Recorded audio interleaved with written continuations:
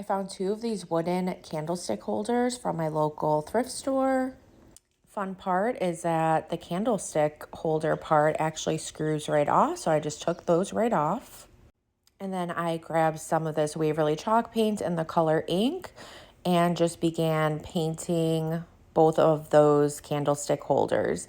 I did end up doing 2 coats. You want to dry the first coat before going on to the second coat, and then just allow everything to completely dry. And once those were dry, I like to have my finished pieces look a little bit more weathered. So I just went around the surface with my sanding block and just sanded around the edges so that way some of that natural wood was still kind of peeking through. That part is completely optional though. I then grabbed some of these skeleton hands from Dollar Tree. These were super glossy. I wanted these to look a little bit more matte finished and vintage. However, you could skip this step if you want to just leave the hands as they are, but I ended up painting both of them with Waverly chalk paint in the color plaster, ended up doing 2 coats, allow the first coat to dry, and then apply the second coat, and then allow that second coat to completely dry. I then grabbed some of my Waverly antique wax and just started applying that all throughout the hands as well. And then just grabbed a baby wipe and started wiping some of that excess wax right off.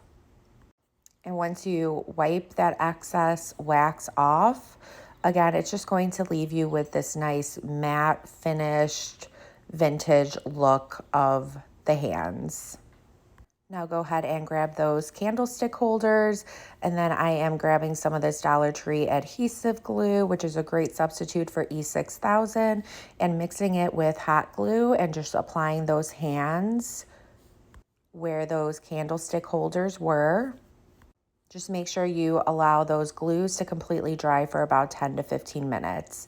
I then made this stencil off of my Cricut machine, just placed that at the top of the candlestick holder, and then using a Dollar Tree cut up sponge and some more of that plaster chalk paint, I just began dabbing that paint all throughout the inside of that stencil. And the trick to working with stencils is to put a very small amount of paint on your dabber or sponge to reduce any bleeding, and then peel off that vinyl, and look at how adorable these came out.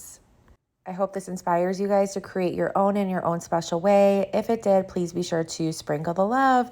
Thank you so much, and I hope y'all have a good rest of your day. Bye.